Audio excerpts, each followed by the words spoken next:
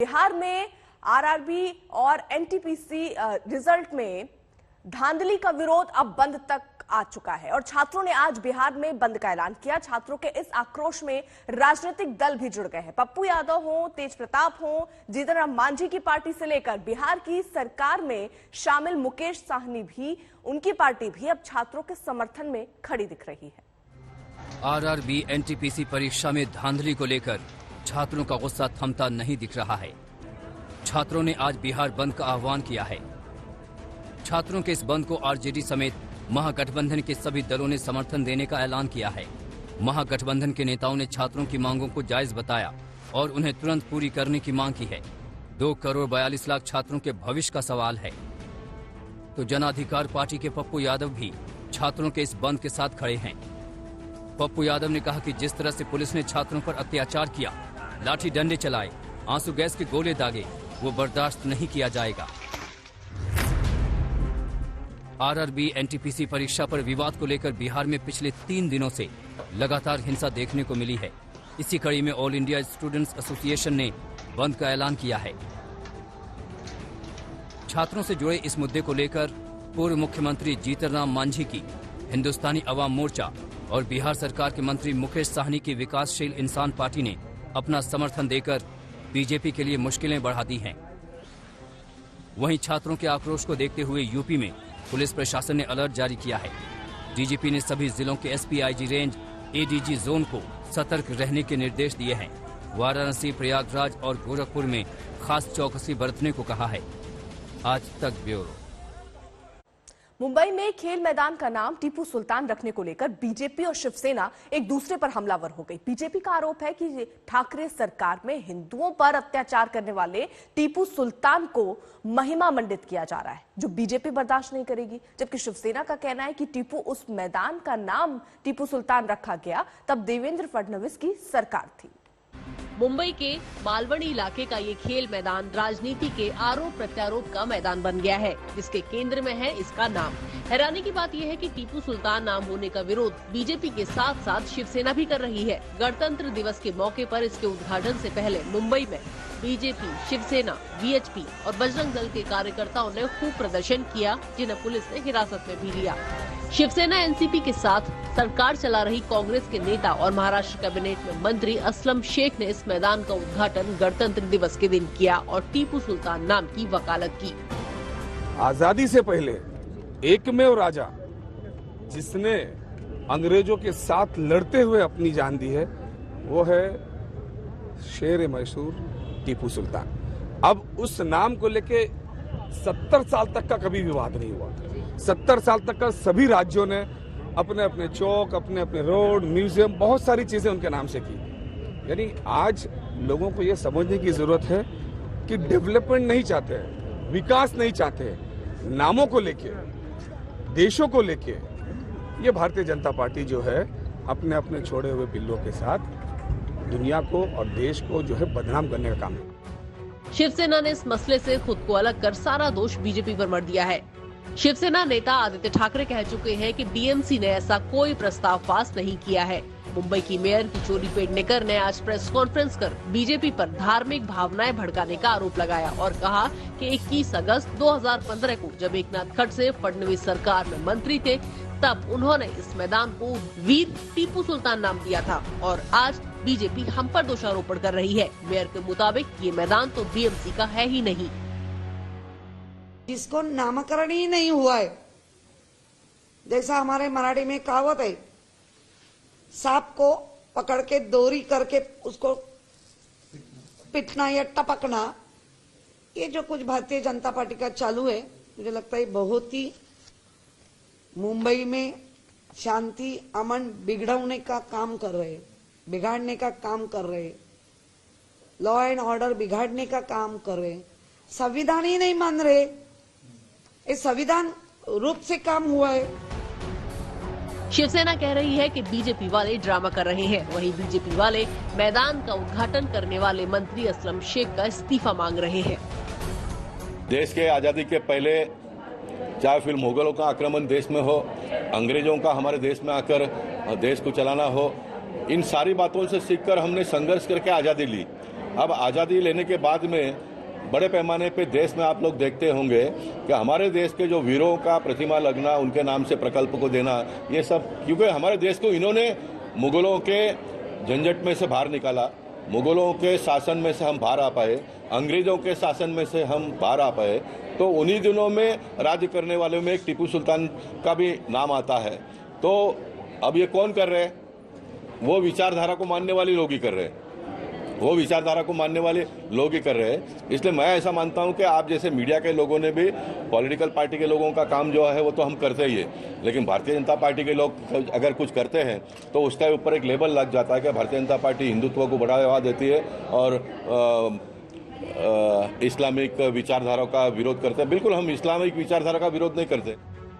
वैसे मालवनी के स्थानीय लोग इस मैदान को पहले से ही टीपू सुल्तान नाम से बुलाते हैं और असलम शेख यहाँ से विधायक हैं। 10-12 साल पुराने इस मैदान का रिनोवेशन असलम शेख ने अपनी विधायक निधि से करवाया है। मुंबई से पारस दामा और शिवशंकर तिवारी के साथ आज तक ब्यूरो। कोरोना के शिकंजे से दिल्ली और मुंबई आजाद होते दिख रही है। दोनों शहरों में तीसरी लहर का पीक जा चुका है। नतीजा ये है कि दिल्ली ने कई बंदिशों को हटा लिया। हालांकि दक्षिण के राज्यों में अभी कोरोना भयंकर रूप से अख्तियार अपना रूप किए हुए है।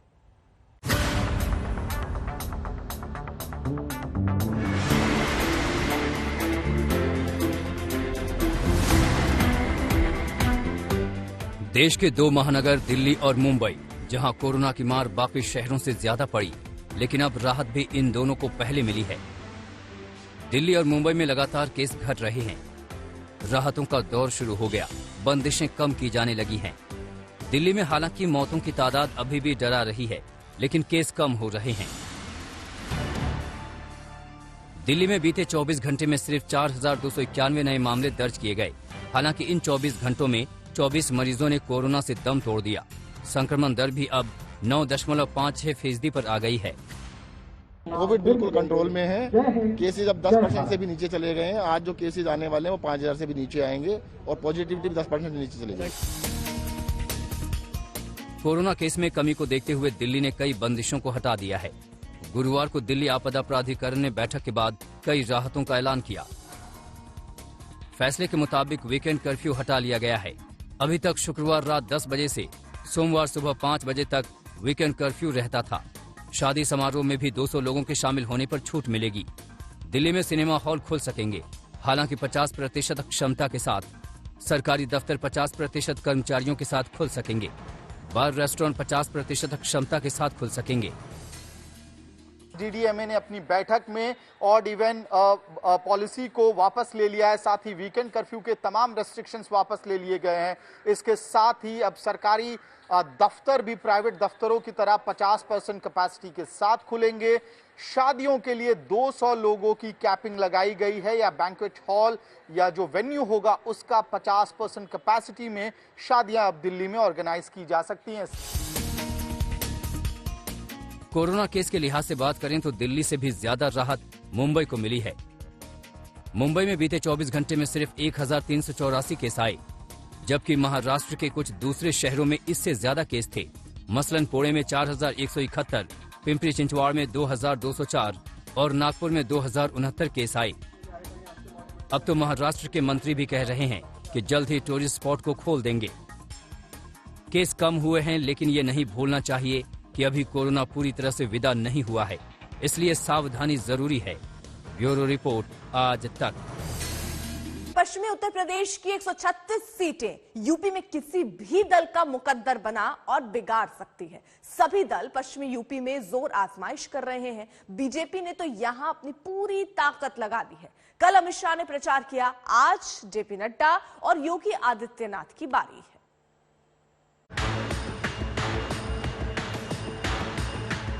मैं पहले भी आया हूं, आज भी बांके बिहारी की गलियों में जाकर आया हूं। बहुत बड़ा अंतर देखकर मन को बहुत शांति मिली। 7.5 साल में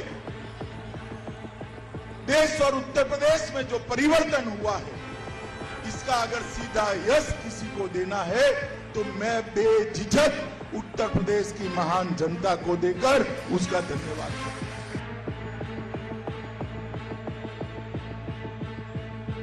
पहले मटकी लेने जाते थे तो मटकी को ठीक से टकोरा लगाते थे या नहीं लगाते थे? तो ये 100 रुपये की मटकी को टकोरा लगा कर लेते हैं। 5 साल तक जिनको यूपी देना है, इस पर तो एक बार टकोरा लगा देना।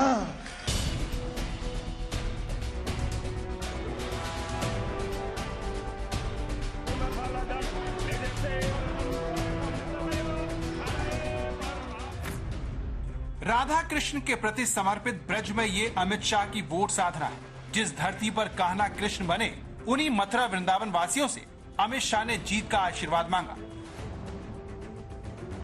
ब्रज के जरिए पूरे पश्चिमी उत्तर प्रदेश को संदेश देने के लिए आज अमित शाह अपने तरकश में एक एक तीर बारीकी से सजा कर आए थे, जिसमें जनता के लिए भावुक अपील थी तो राष्ट्रवाद का मुद्दा भी था, माफियाओं पर नकेल का दावा था तो विरोधियों पर भ्रष्टाचार और जातिवाद का इल्जाम। उत्तर प्रदेश और अमित शाह का सियासी नाता साल 2013 से शुरू हुआ, जब प्रधानमंत्री ने उन्हें यूपी में कमल खिलाने का काम दिया, जिसे उन्होंने बखूबी अंजाम भी दिया। लेकिन इस बार का मुकाबला पहले से कहीं ज्यादा कड़ा है, इसीलिए पश्चिमी उत्तर प्रदेश की धरती पर अमित शाह इस बार बहुत सधे कदमों से आगे बढ़ रहे हैं। अमित शाह ने वृंदावन पहुंचकर सबसे पहले बांके बिहारी जी के दर्शन किए। दर्शन के बाद वो वृंदावन की गलियों में घूमे और घर घर जाकर वोट मांगा और ब्रज की जनता का धन्यवाद करते हुए हाथ जोड़कर शुक्रिया कहा। सबसे पहले कार्यक्रम के माध्यम से ब्रज क्षेत्र की समग्र जनता को मैं 2 हाथ जोड़कर धन्यवाद करना चाहता हूं, क्योंकि चाहे चुनाव 14 का हो, 17 का हो, 22 का हो, ब्रज के डिब्बे जब खुलते हैं सिर्फ कमल ही कमल दिखाई दे। ये 2014 के चुनावी थे जिसने सबको चौंका दिया। यूपी की बदौलत बीजेपी ने पहली बार केंद्र में अपने दम पर सरकार बनाई और अमित शाह का लोहा सबने माना। इसके बाद यूपी की जनता ने बीजेपी को कभी निराश नहीं किया। 2013 में मैं यहां प्रभारी बनकर आया था। 14 में चुनाव हुआ। उत्तर प्रदेश ने मन खोलकर भोले शंकर की तरह मोदी जी की झोली वोटों से भर दी और पूर्ण बहुमत की सरकार। 17 में आया, हमने कहा कि मोदी जी को बिठाने से कुछ नहीं होता, जहां तक उत्तर प्रदेश में व्यवस्था नहीं बदलती है, उत्तर प्रदेश का विकास नहीं हो सकता। आपने मोदी जी की अपील का सम्मान करते हुए 300 से ज्यादा सीटें देकर भारतीय जनता पार्टी की पूर्ण, और फिर से 2019 में भारतीय जनता पार्टी के कार्यकर्ता आए। उस वक्त भी मैं अध्यक्ष था। आपने किसी की सुने बगैर हमेशा की तरह आशीर्वाद भारतीय जनता पार्टी। अब भले ही अमित शाह बीजेपी के अध्यक्ष ना हो, लेकिन पार्टी ने पश्चिमी उत्तर प्रदेश की जिम्मेदारी उन्हीं के कंधों पर डाली है। अमित शाह को इस चुनाव की अहमियत पता है, इसीलिए उन्होंने इमोशनल अपील के बाद राष्ट्रवाद का दांव आजमाया। और इस बार यूपी का जो चुनाव है, मैं आप सभी को कहना चाहता हूं, भाइयों बहनों युवाओं, ये यूपी के चुनाव को विधायक का चुनाव मत समझिए, किसी को मंत्री मुख्यमंत्री बनने का चुनाव मत समझिए। उत्तर प्रदेश का चुनाव आने वाले देश में भारत के भाग्य का निर्णय करने वाला चुनाव, क्योंकि देश के सबसे बड़ा सूबा है।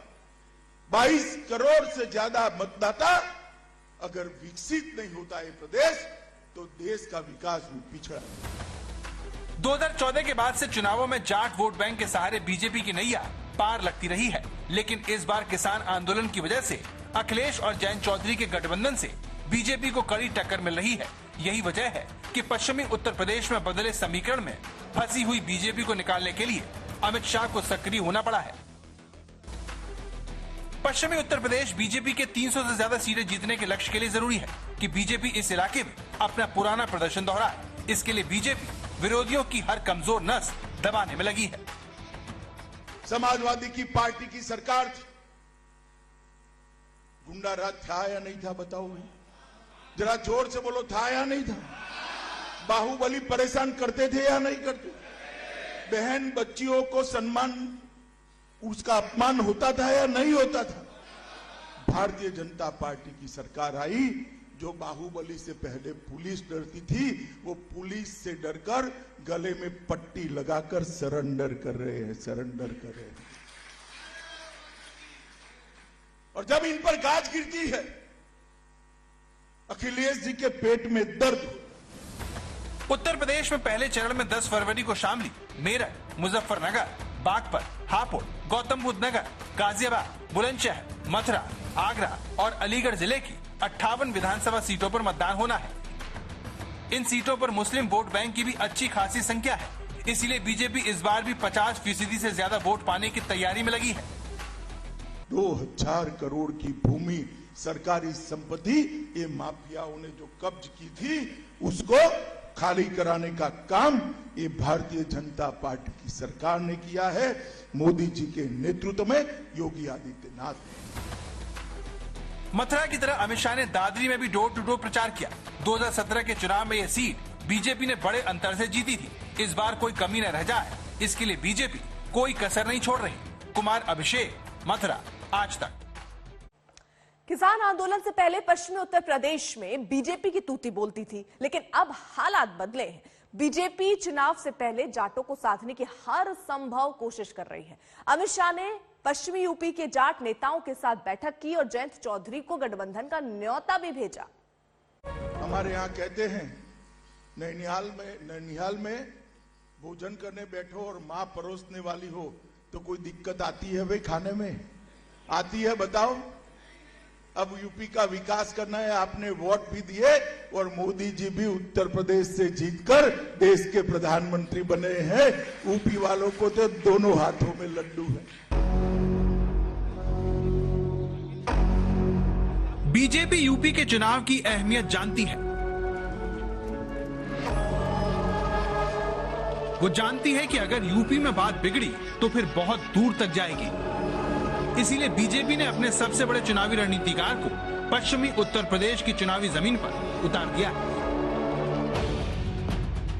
किसान आंदोलन की वजह से पश्चिमी उत्तर प्रदेश में जाट बीजेपी से नाराज बताए जा रहे हैं, जिसे साधने के लिए अमित शाह फुल एक्शन में है और जाट बहुल मथुरा में कदम रखने से पहले उन्होंने इस समुदाय को करीब लाने की बड़ी कोशिश की। गणतंत्र दिवस के दिन लुटियंस दिल्ली में अमित शाह ने जाट समुदाय के नेताओं और प्रतिनिधियों को जुटाकर बैठक की। ये दावा किया कि जाट समुदाय से उनका रिश्ता 650 साल पुराना है। शाह ने कहा कि जाट समुदाय ने मुगलों के खिलाफ लड़ाई लड़ी और भाजपा भी लड़ रही है। हमारा आपका नाता तो 650 साल पुराना है। तो पूरी सभा समाप्त होने के बाद 1-2 लोग रुक गए, उन्होंने बोले भैया 650 साल समझा दो, आपकी पार्टी ही 50 साल से बनी, कैसे 650 साल? आप भी मुगलों से लड़े, हम भी लड़ रहे हैं, ये हमारा नाता है। शाह ने जाट मतदाताओं को हमेशा भाजपा का साथ देने के लिए आभार जताते हुए कहा कि किसानों के सबसे बड़े नेता महेंद्र सिंह टिकैत को प्रधानमंत्री नरेंद्र मोदी के अलावा किसी और ने सम्मान नहीं दिया, लेकिन जाटों को मनाने के लिए अमित शाह ने सबसे बड़ी बात आगे कही। जब भी हम आपके पास आए, आपने हमारी झोली में छप्पर फाड़ के वोट दी। कई बार हमने आपकी बात को नहीं माना, तब भी आपने हमें वोट दिया। 2014 में आपने बीजेपी की सरकार बनाई।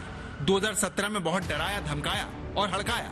मेरी जगह कोई और होता तो रो देता, लेकिन आपने कहा हम आपको वोट देंगे और प्रचंड बहुमत से सरकार बना ले। 2019 में भी यही किया। 2014, 2017 और 2019 में खुलकर आपने हमें वोट दिया। इस बार भी हमारा साथ दीजिए। अगर डांटना है तो बालियन के साथ मेरे घर पर आ जाना, लेकिन वोट गलत जगह डालने की गलती मत करना। मुजफ्फरनगर दंगों के बाद से जाट समुदाय बीजेपी को खुलकर वोट करता रहा है, जिसकी वजह से पश्चिमी उत्तर प्रदेश में 2014 के बाद से लगातार कमल खिल रहा है। लेकिन किसान आंदोलन की वजह से हालात बदले दिखे तो बीजेपी ने पहले कृषि कानूनों को खत्म करने का ऐलान किया। आज मैं आपको, पूरे देश को ये बताने आया हूं कि हमने 3 कृषि कानूनों को वापस लेने का, रिपील करने का निर्णय लिया है। बीजेपी को उम्मीद थी कि तीनों कृषि कानूनों को वापस लेने के बाद जाटों की नाराजगी दूर हो जाएगी और पश्चिमी उत्तर प्रदेश से एक बार फिर से जीत की शुरुआत कर उत्तर प्रदेश में बीजेपी अपनी सरकार दोबारा बनाएगी। लेकिन बीजेपी की इस जोर आजमाइश से ये साफ हो गया है कि 2022 का चुनाव 2017 से जरा सा हटकर है। कृषि कानूनों की वजह से जाटों के असंतोष का दायरा इतना बढ़ चुका है कि बीजेपी खुद को खतरे में देख रही है। इसीलिए साल की शुरुआत में पीएम ने रैली के लिए मेरठ को चुना।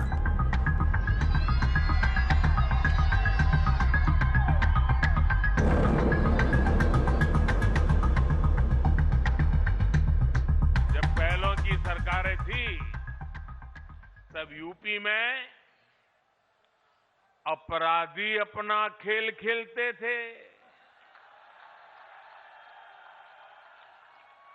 माफिया अपना खेल खेलते थे। हमारे मेरठ और आसपास के क्षेत्रों के लोग कभी भूल नहीं सकते कि लोगों के घर जला दिए जाते थे। पहले क्या क्या खेल खेले जाते थे, अब योगी जी की सरकार ऐसे अपराधियों के साथ